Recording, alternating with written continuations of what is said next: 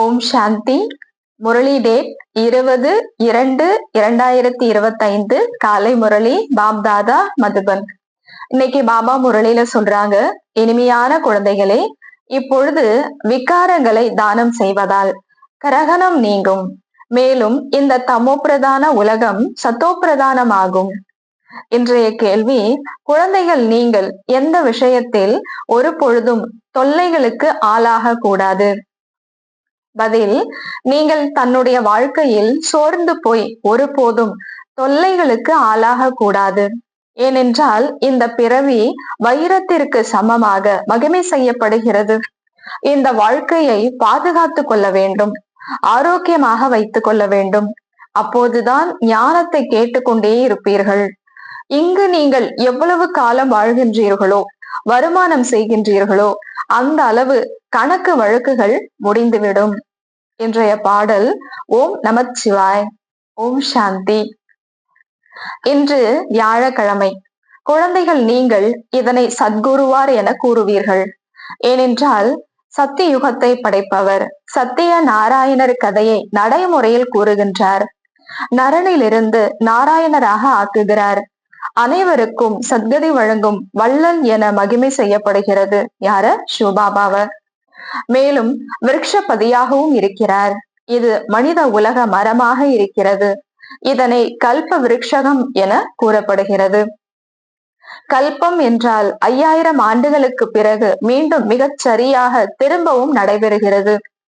மரமும் கூட திரும்பவும் வளர்கிறது அல்லவா? 6 மாதம் கழித்து பூக்கள் மலரும். பிறகு தோட்டக்காரர்கள் வேரோடு எடுத்து விடுகின்றனர், மீண்டும் நடுகின்றனர். அதன் மூலம் மலர்கள் மலர்கின்றன. தந்தையின் ஜெயந்தியை அரை கல்பம் கொண்டாடுகின்றனர். பிறகு அரை கல்பம் மறந்து விடுகின்றனர். பக்தி மார்க்கத்தில் அரை கல்பமாக நினைவு செய்கின்றனர். பாபா எப்பொழுது வந்து மலர் தோட்டத்தை உருவாக்குகின்றார்? தசைகளும் கிரகங்களும் அதிகம் உள்ளன. பிரகஸ்பதி தசை ஏற்படுகிறது. பிறகு இறங்கும் கலையின் தசை ஏற்படுகிறது. இந்த நேரம் பாரதத்தில் ராகுவின் கிரகணம் பிடித்திருக்கிறது. சந்திரனுக்கும் கூட கிரகணம் ஏற்படுகிறதல்லவா? எனவே தானம் கொடுத்தால் கிரகணம் நீங்கும் என கூறுகின்றனர். இந்த பஞ்ச விகாரங்களை தானம் கொடுங்கள், கிரகணம் நீங்கும் என தந்தையும் கூறுகின்றார். இந்த 5 விகாரங்களை தானம் பண்ணுங்க, உங்களை பிடிச்சிருக்கக்கூடிய கிரகணம் விலகும் அப்படின்னு பாபா சொல்றாரு. இப்பொழுது முழு உலகிலும் பஞ்ச தத்துவங்களின் மீதும் கிரகணம் பிடித்திருக்கிறது. ஏனென்றால் தமோ பிரதானமாக இருக்கிறது. ஒவ்வொரு பொருளும் முதலில் புதியதாக, பிறகு பழையதாக அவசியம் ஏற்படுகிறது. புதியதை சத்தோ பிரதானம் என்றும் பழையதை தமோ பிரதானம் என்றும் கூறுகின்றனர். சிறிய குழந்தைகளை சத்தோ பிரதானமாக மகாத்மாவாக கருதப்படுகிறது. ஏனென்றால் அவர்களிடம் பஞ்ச விகாரங்கள் இல்லை. அந்த 5 விகாரம் இல்லை. பக்தியை சந்நியாசிகள் சிறு வயதில் செய்கின்றனர். ராம தீர்த்தர் கிருஷ்ணருடைய பூஜாரியாக இருந்தார். சந்நியாசம் செய்த பிறகு பூஜை நின்று விட்டது. இவ்வுலகிற்கு தூய்மை வேண்டும் அல்லவா? பாரதம் முதலில் அனைத்தையும் விட தூய்மையாக இருந்தது.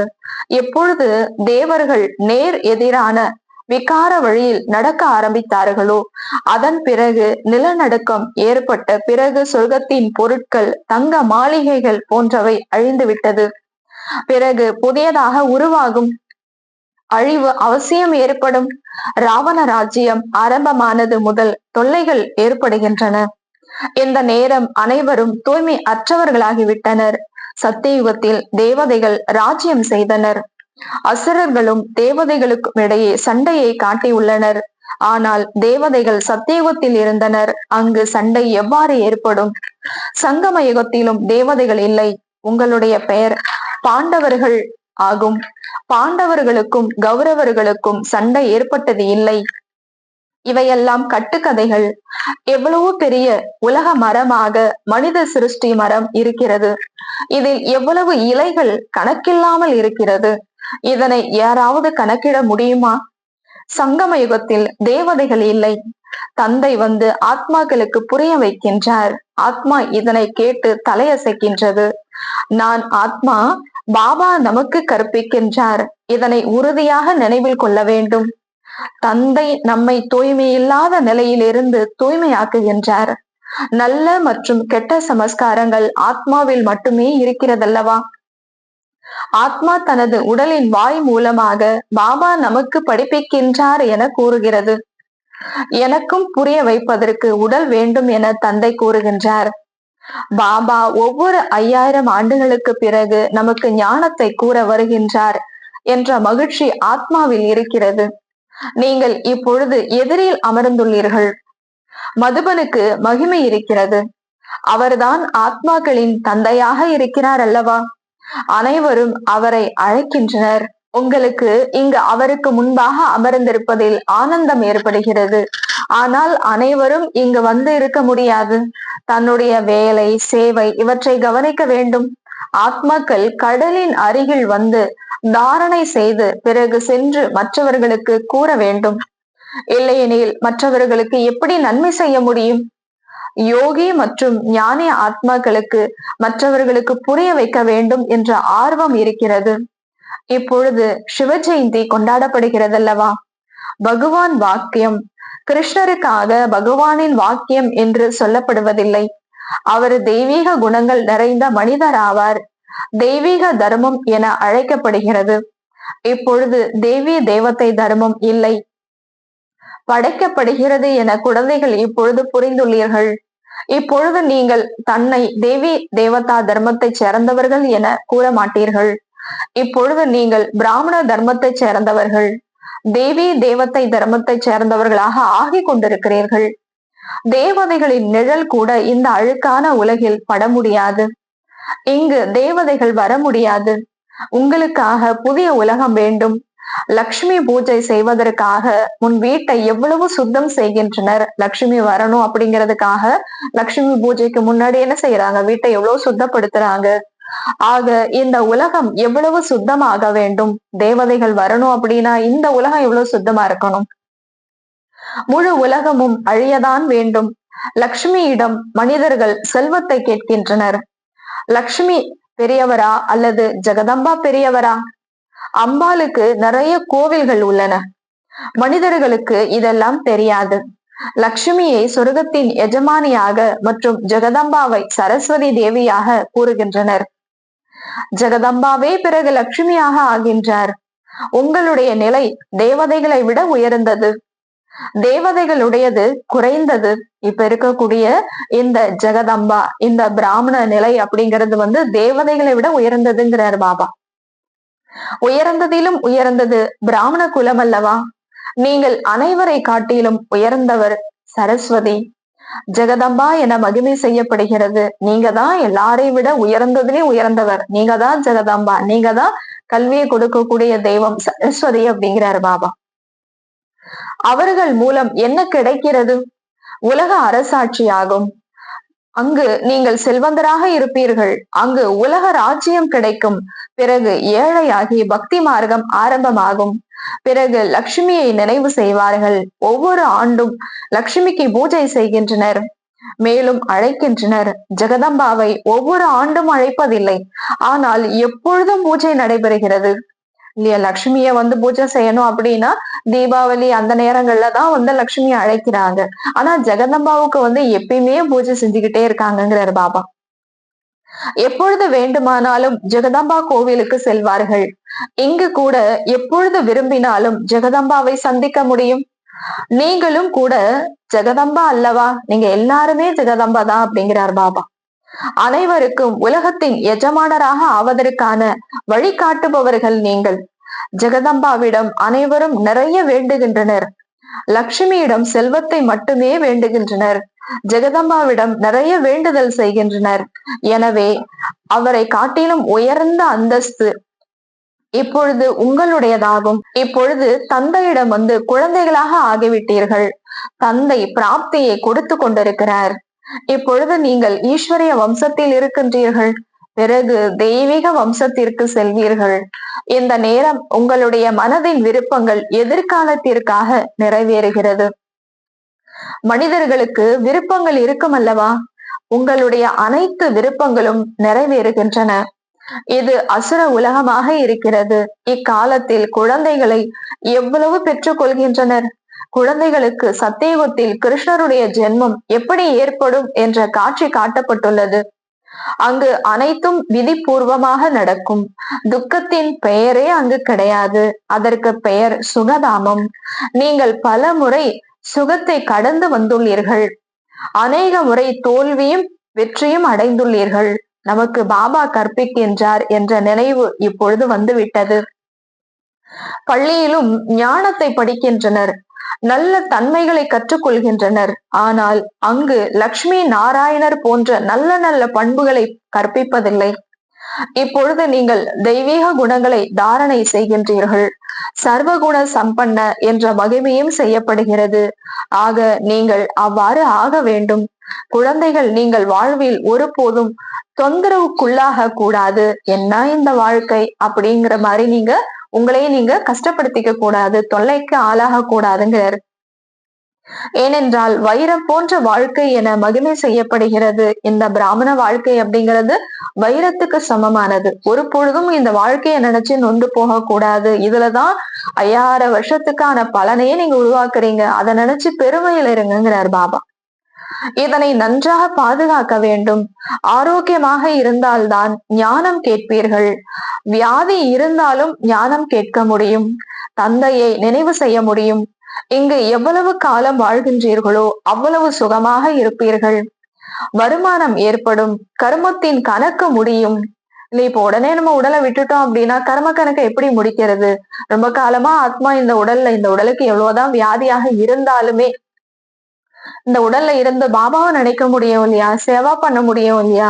அப்ப நம்மளுடைய கர்ம கணக்கு முடியுது. பாபா சத்தியுகம் எப்பொழுது வரும்? இந்த உலகம் கெட்டு போய்விட்டது என குழந்தைகள் கூறுகின்றனர். தந்தை கூறுகின்றார், முதலில் கர்மாத்தித்த நிலையை அடையுங்கள். எவ்வளவு முடியுமோ நன்றாக முயற்சி செய்யுங்கள். சிவபாபாவை நினைவு செய்யுங்கள் என குழந்தைகளுக்கு கற்றுக் கொடுங்கள். இதுதான் முறையான நினைவாகும். ஒரு சிவனை பக்தி செய்வதே முறையான சத்தோப்பிரதானமான பக்தி ஆகும். பக்தியில கூட ஒரு சிவத்தந்தைய நினைக்கிறது தான் சத்தோப்பிரதானமான பக்திங்கிறார் பாபா. பிறகு தேவதைகளை நினைப்பது சத்தோ நிலையான பக்தி ஆகும். நடந்தாலும் அமர்ந்தாலும் என்னை நினைவு செய்யுங்கள் என தந்தை கூறுகின்றார்.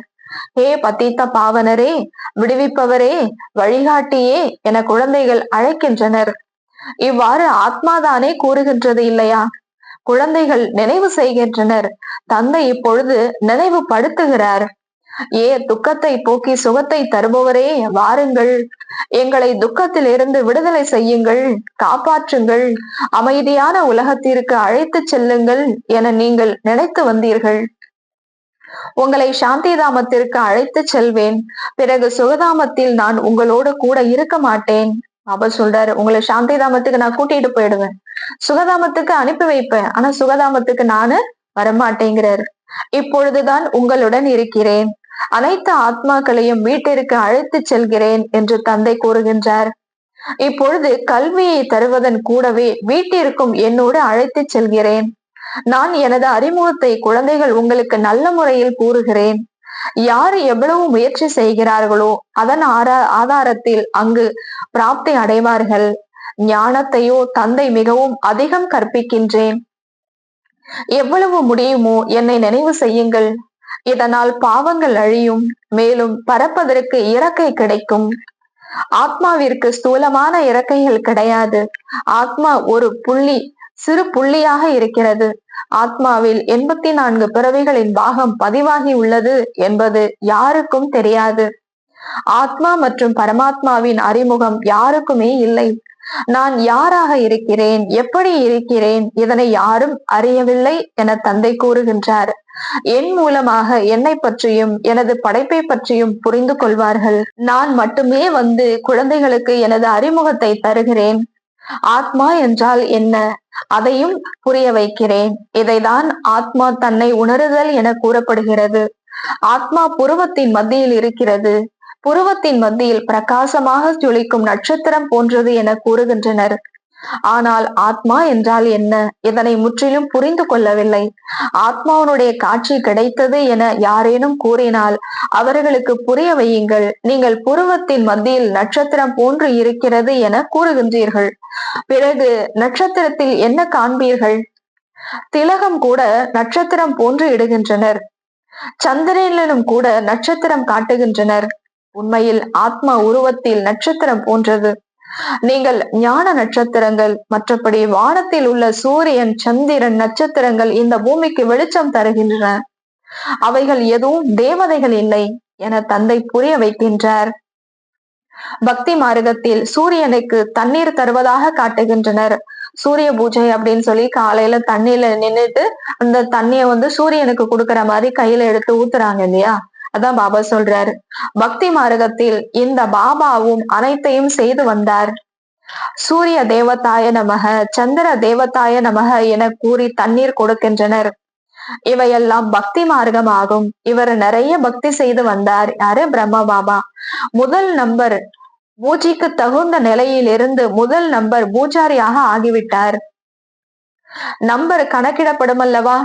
ருத்ர மாலையில் நம்பர் இருக்கிறதல்லவா? இவர் அனைவரையும் விட அதிகமாக பக்தி செய்தார். இப்பொழுது சிறியோர் பெரியோர் அனைவருக்கும் வானப்பிரஸ்த நிலையாகும். சின்ன குழந்தைகளா இருந்தாலும் சரி, பெரியவங்களா இருந்தாலும் சரி, எல்லாருக்குமே இப்ப வானப்பிரஸ்த நிலை. இப்பொழுது நாம் அனைவரையும் அழைத்து செல்வேன். பிறகு நீங்கள் திரும்ப கலியுகத்தில் வரமாட்டீர்கள். மற்றபடி பிரளயம் ஏற்பட்டது, தண்ணீரில் மூழ்கியது, பிறகு ஆழி இலையில் கிருஷ்ணர் வந்தார் என சாஸ்திரத்தில் காட்டியுள்ளனர்.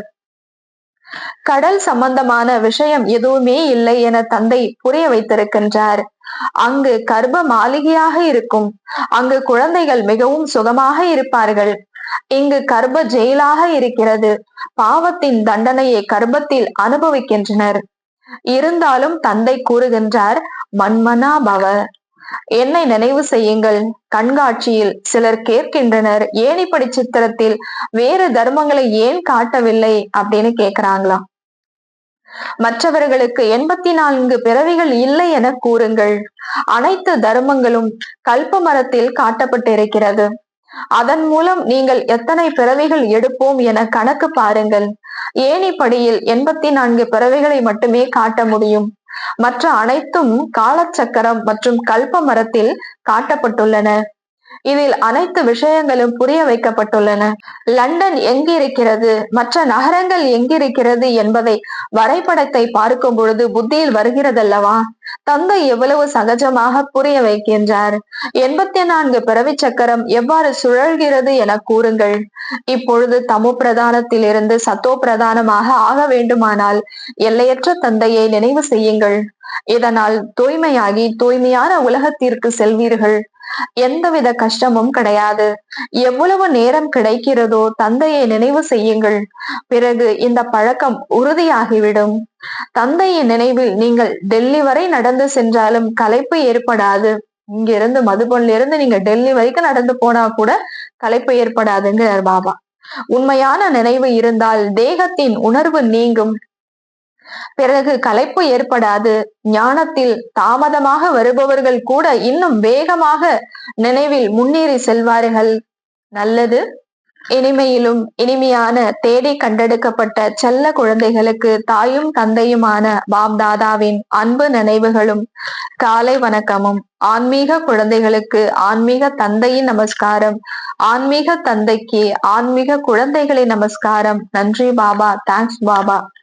தாரணைக்கான முக்கிய சாரம். முரளியில் இருந்து நடைமுறை செய்வதற்காக முக்கியமான 2 பாயிண்ட்ஸ். முதலாவது, ஒரு தந்தையின் பரிசுத்த நினைவில் இருந்து தேக உணர்வை நீக்க வேண்டும். தன்னுடைய கர்மாத்தித் நிலையை அடைய முயற்சி செய்ய வேண்டும். இந்த சரீரத்தில் இருந்து கொண்டே அழியாத வருமானத்தை சேமிக்க வேண்டும். இரண்டாவது, ஞானம் நிறைந்த ஆத்மாவாகி மற்றவர்களுக்கு சேவை செய்ய வேண்டும். தந்தையிடம் கேட்டதை தாரணை செய்து மற்றவர்களுக்கும் கூற வேண்டும். 5 விகாரங்களை தானம் செய்து ராகுவின் கிரகணத்தில் இருந்து விடுபட வேண்டும். வரதானம். ஒரு வழி மற்றும் ஒரு ரசனை மனோநிலை மூலம் நிலத்தை பலம் நிறைந்ததாக ஆக்கக்கூடிய தைரியமானவர் ஆகுக. ஒரு வழி மற்றும் ஒரு ரசனை மனோநிலை மூலம் நிலத்தை பலன் நிறைந்ததாக ஆக்கக்கூடிய தைரியமானவர் ஆகுக. விளக்கம். எப்பொழுது குழந்தைகளாகிய நீங்கள் தைரியமானவராகி குழுவில் ஒரு வழி மற்றும் ஒரு ரசனையின் ஸ்திதியில் இருக்கிறீர்களோ, நீங்க எல்லாரும் ஒரு குழுவா இருந்தாலும் நம்ம ஆத்மா ஒரே பாபாவனுடைய வழியில இருக்கணும், ஒரே ரசனை, ஒரு பாபாவனுடைய அன்புல மூழ்கி இருக்கிறது, அல்லது ஒரே காரியத்தில் ஈடுபட்டு இருக்கிறீர்களோ அப்பொழுது தானும் சதா மகிழ்ச்சியுடன் இருப்பீர்கள், மேலும் களத்தையும் பலன் மிக்கதாக ஆக்குகின்றீர்கள். இன்றைய காலகட்டத்தில் விஞ்ஞானத்தின் மூலம் இப்போதே விதை தூவுகிறார்கள், உடனே பலனையும் எடுக்கின்றார்கள். அதுபோல அமைதி சக்தியின் மூலம் சகஜமாக மற்றும் தீவிர வேகத்தில் பிரத்யட்சத்தை பார்ப்பீர்கள்.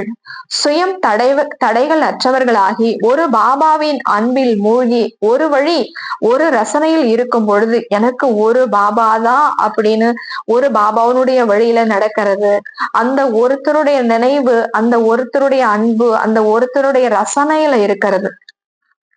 அப்படி இருக்கும் பொழுது மற்ற ஆத்மாக்கள் தானாகவே சகயோகி ஆவார்கள், பூமியும் பலன் தருவதாகிவிடும்.